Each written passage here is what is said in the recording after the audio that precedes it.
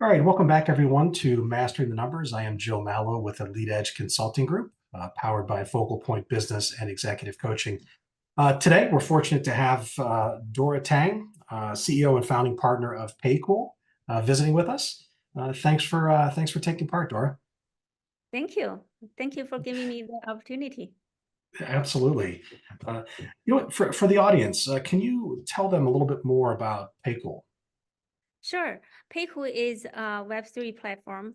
So you can use that on the making a payment, using Okay. cryptocurrency. So it is built on the Fab public blockchain. It's a fully licensed.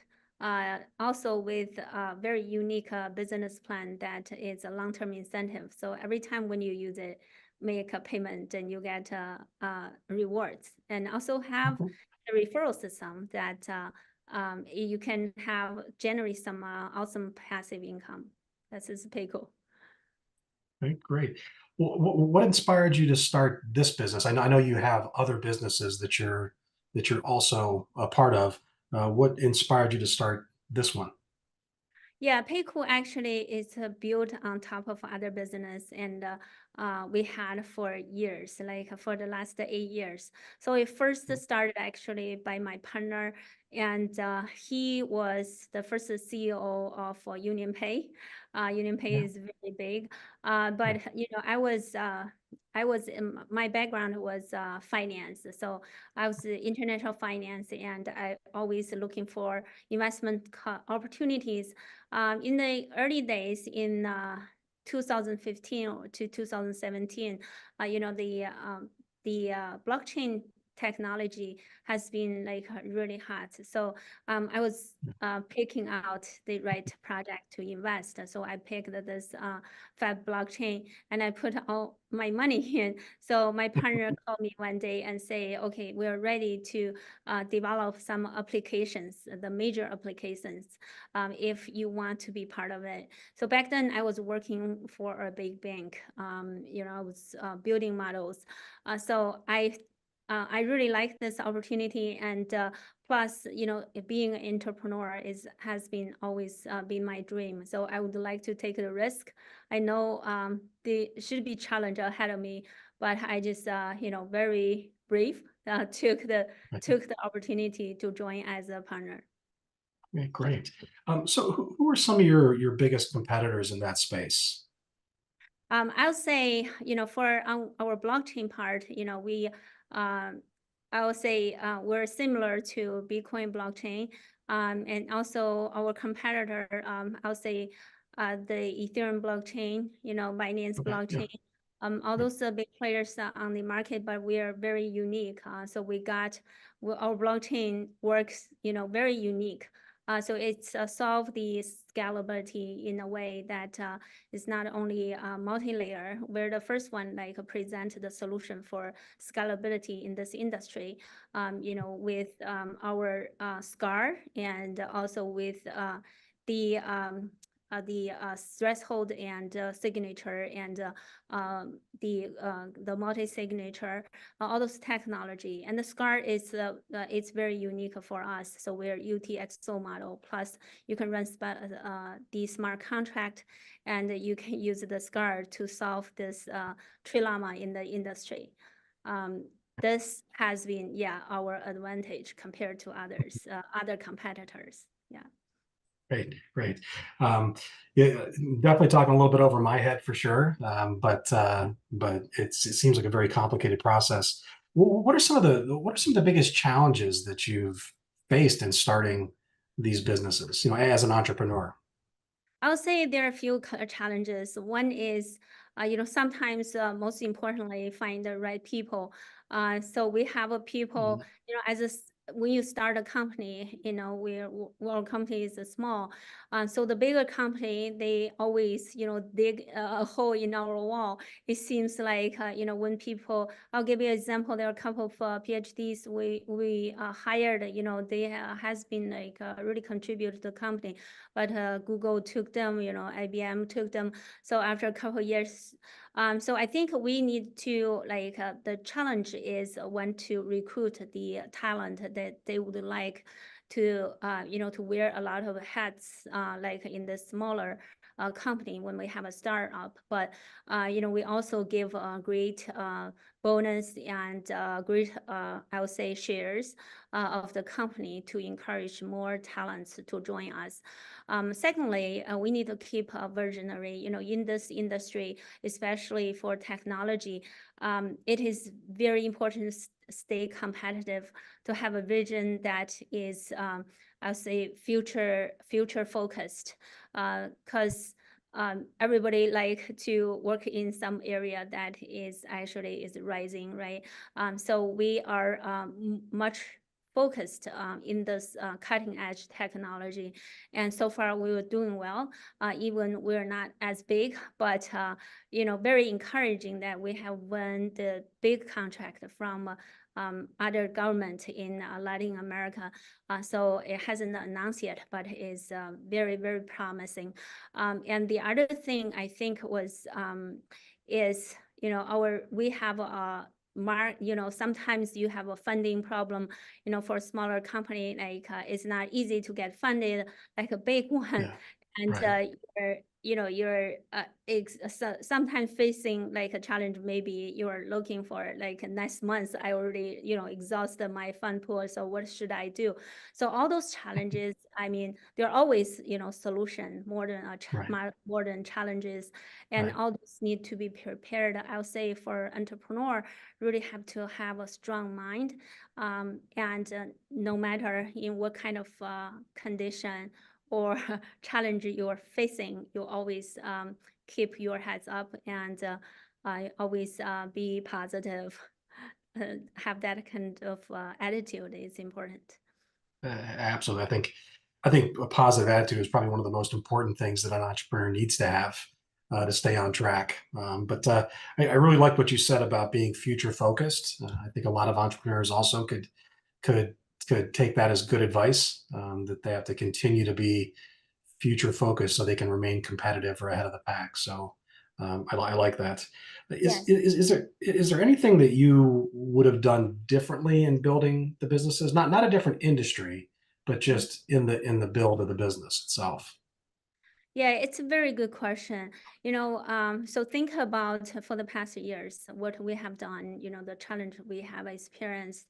I think probably, hiring the right people is very, very important for us, because sometimes you don't look at, you don't necessarily look if they're graduate from the top, like Ivy school or the top program, or their, GPAs or anything. So it's there are some people just with that creative mind, and they're diligent, very responsible, and so I really or they don't from really like a top school, but so and their attitude, loyalty, everything counts. I think to hire the great people, like with the integrity, is more Yeah, important. That's what I have learned. Yes. yeah, yeah. Finding the right people is critical for sure for all of us. So, what are some of the common misconceptions you hear about running a business? Uh-huh. So the common misconception, I think people, I'll say, people think maybe sometimes like the money is the most important thing, right? Right. We have more money, then we'll be more bigger and we'll be more successful. Actually, I think there are a lot of uh, you know I think there are a lot of things you need to consider besides the funding. Funding, of course, is the most important, and then what area you want to focus on.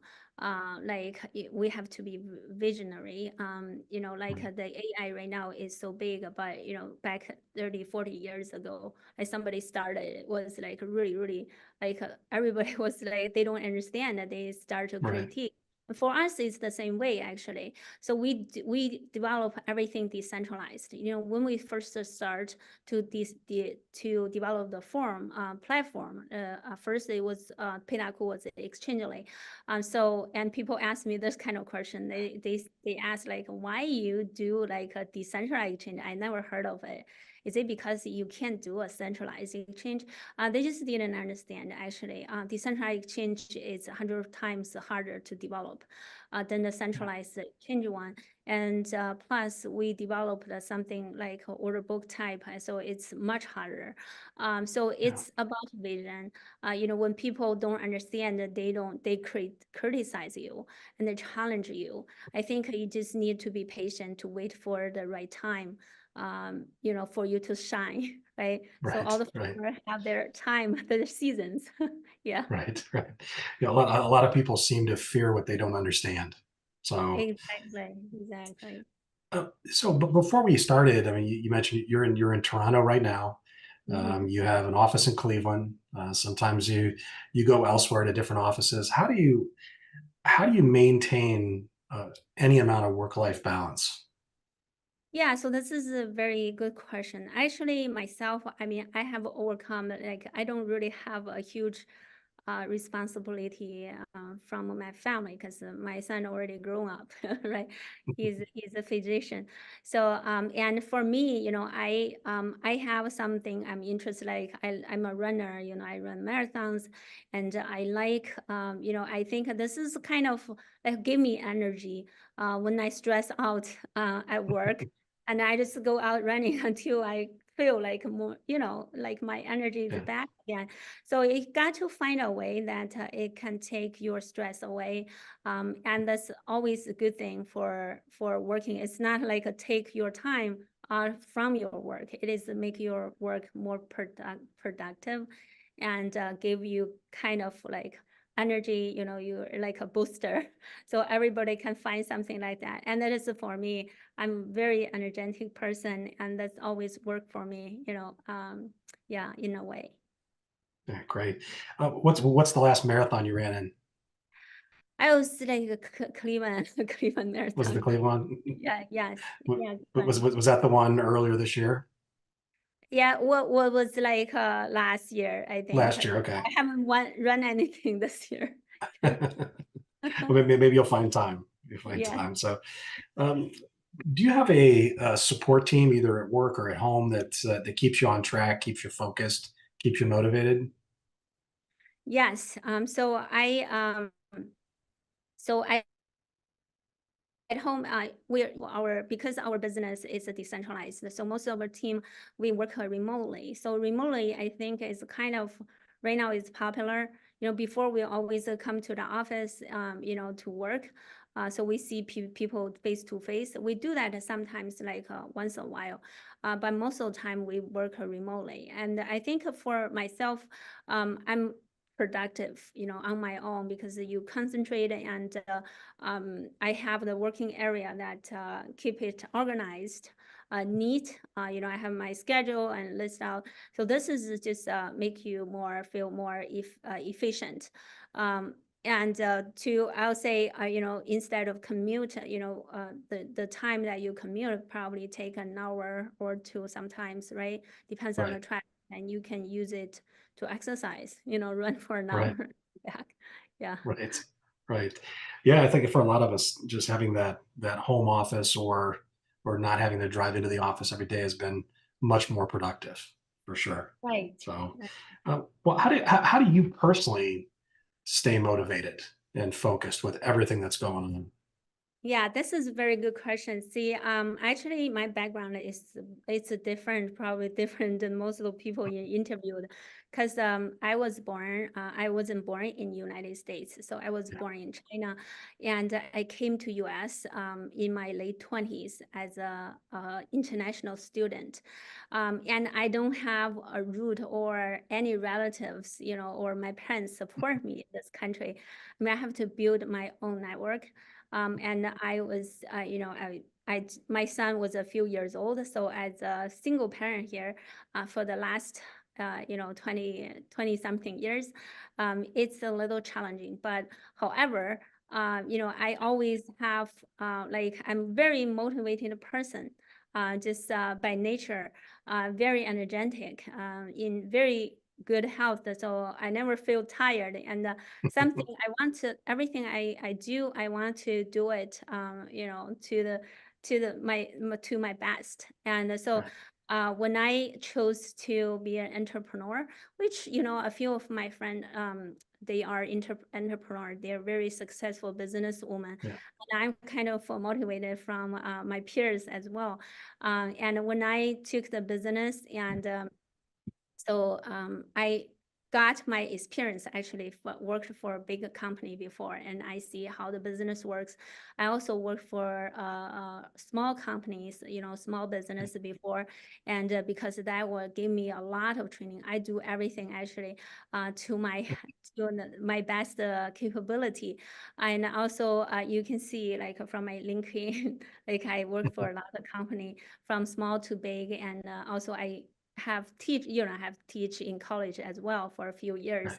Right. So all those experience actually kind of built me to today. I know how to, I'll say how to lead my team, and how to communicate with my partner, and how to bring our team together so we can something we're working on can be more powerful, and can be can I'll say contribute to the society, and contribute to the market, and to kind of feel content in life, and feel useful. Our team can Yeah. feel useful, Right. and for myself, yeah. Right. I mean, you seem like a very self-motivated person, so you need that. That's incredibly important. Um, within your business, how do you stay ahead of the competition continuously?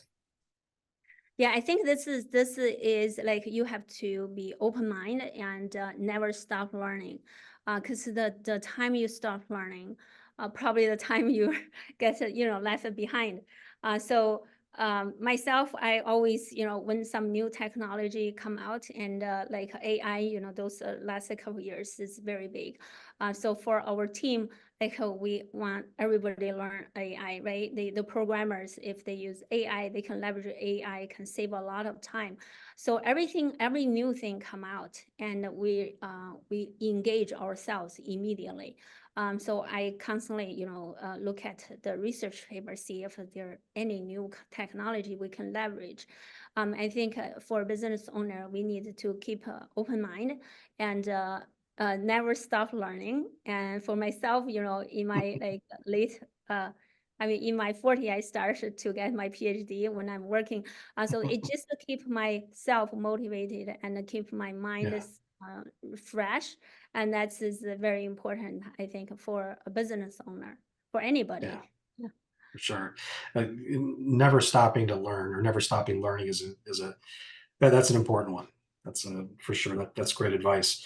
So where do you see your companies in the next 12 to 36 months? Mhm. Our company, I think, currently is at the right spot. And it's, the blockchain is very, it is the application, for to use it in any industry, in every industry that can leverage blockchain, especially Web3 or Metaverse, is can all leverage blockchain. And the blockchain technology itself, it has been advanced, and we have solved the problem to an extreme, to solve the scalability, while maintaining the decentralization and security. You'll see a lot of high quality public blockchain that ready for the industries to adopt it, to put it on use. And for us, our goal is to put our work, we already developed so many platforms, and they're high quality, and we need to do a massive education so people can Yeah. know about us, and they can use it. It's for their own good, and it's all free. So I just needed to tell people we'll need to find a way to educate the market. Yeah. Right. Right. Well, what are some of the biggest challenges that you see standing in your way over the course of the next 12 to 36 months? I think the big challenging is right now for us. Actually, I think probably every company there have their own unique challenge. For us, is the marketing. Marketing is I'm something I'm not good at. But we needed to put our name out there so people can somehow let people know about us and they can use it and they know it's so cheap. Like compare, we have like just give you a little bit more about the PayCool. So it is it's a decentralized wallet. So basically, you never worry about you can lose money because you probably heard a lot of stories. People it's get hacked or the team like run away, the CEO steal the money, internal stealing, the runaway, all kinds of horrible stories. So it can crash, everything you have on that platform and you lose it all. It becomes zero. And there are no FDICs because, there are no insurance to insure anything you have in any problem, in any platform, digital assets platform or digital assets wallet. So you really, really need a decentralized system that can keep you safe. Like whatever we have that it's all 100% decentralized. We only develop decentralized applications. So it doesn't matter if I'm here or I'm not here tomorrow or our team, disappeared. It's you don't lose a penny. So that's very important. I think people will realize like safety is always it's number one, supposed to be the number one. They should consider, it's always, and then the secondly, besides safe, keep your assets safe because people will have more and more, they will have more, I'll say, intangible or digital assets than tangible things like their house, the car, your bank account, the money, your bank account, or your 401k or something like that. But you will see like in the future, people will have more digital assets, probably, more than your house or any of those. So how to handle it, the safety is the number one issue. The secondly is the cost. So besides safety, if how much to pay, like when it's transferred, peer-to-peer transfer or make a payment, for the bank, I'll say, you do international transfer, it'll cost you anywhere from $25 to $50, right? If you slide on the credit card, it costs the merchant like 1.5 to 3%, something like that. So this is a traditional financial market. They make their money, right? Because I'm from a traditional, because I work for a bank or investment firm. But nowadays, because of the technology, those actually everybody's starting eating the cake from the traditional financial platform. But that's why the bank won't open any account to support those I'll say those crypto exchanges or crypto wallet or those because it's it's against their interest. So but however the new technology never going to stop to change people's life, and the cost is so low. For example, I send you money, Joe, and if I send you $1,000, is I can send 7 times and it will cost me only 1 cent. So it's not, it's very compatible. It's to save people's money. It's very safe. It's peer-to-peer. Doesn't matter, where you're at around, in the world, and it's always work like in a second. And plus, the crypto trading market, can open 24/7, right? The stock market, we open like 9:30 to 4 Eastern time. So you will see everything is stretching because of technology. This is changing people's life. And plus the AI, new technology about changing people's mind, changing how they learn things, and change, people's work. A lot of work can be replaced. I just see the big news about all the drivers. The driver, like we took a taxi 20 years ago, and then they become Uber, Lyft, and now it's like nobody's like driverless, right? So you can, Right. so this is people's life are changing, and we just need to adopt the new technology, and it's very important for us, for everyone. Yeah. And yeah, for us, I just most of the challenge, people need to know the new technology is out there, and it's so cheap. It's cost effective, cost efficient, and it's safe as they ever been. So people need to know that they need to leverage that. Yeah, absolutely. Yeah, I think the more people understand it, the more they'll want to adapt, and I can certainly understand why banks wouldn't want to use something that had such low fees, for sure. So what's the best business advice anybody's ever given you along the way? Yeah, I think the best advice is the attitude. Is attitude. When you're facing challenges, your vision. Once you confirm your vision, it is the right way to go. And if you get some kind of fall down, some kind of traps, whatever difficulties you encountered along the way, just don't give up, and that's very important. Keep positive always, and so people like your team can get encouraged from your attitude. If you're like really down, have a lot of downtime, how your team is gonna work, right? And so Right. you always be motivated, and always have the positive attitude, always confident, and always peaceful, and have a lot of peace and joy in your heart. I think, Yeah. and be kind, and that's is really something that I think I have learned. I Yeah. have learned. I mean, I pray, and I run. I'm kind to people, and so this is like how to keep your, keep other things, the negative things, out of your way. Yeah. I think that's great advice. Is there any additional advice you might give to somebody who's thinking about starting a business, but they just can't get over the hump of making the decision? Mm. So for young people, usually they have a lot of, a lot of things in their head, right? They have a lot of opportunities. They choose between this one, or A or B. So for younger people, I think they will have, um, you know, the cost, like the opportunity cost is kind of low for them, because they have a lot of time ahead of them. If Right. this failed, then they can start another one. For people like so they're more experienced, I think we just needed to like really stick to our plan, and we keep working on it. um, no matter how difficult the situation will become, there always a solution is more than more than questions.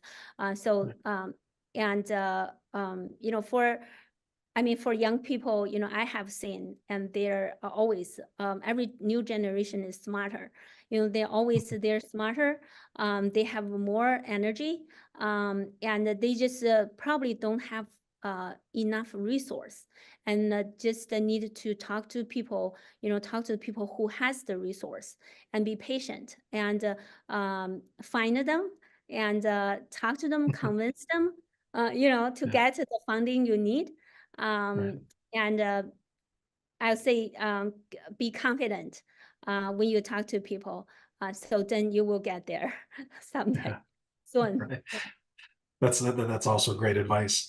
Well, listen, Dora, I really appreciate you taking part in my podcast. It's been great having you on. I learned a lot. So once again, thank you. If anybody out in the audience wants to get in touch with you, what's the best way? Sure.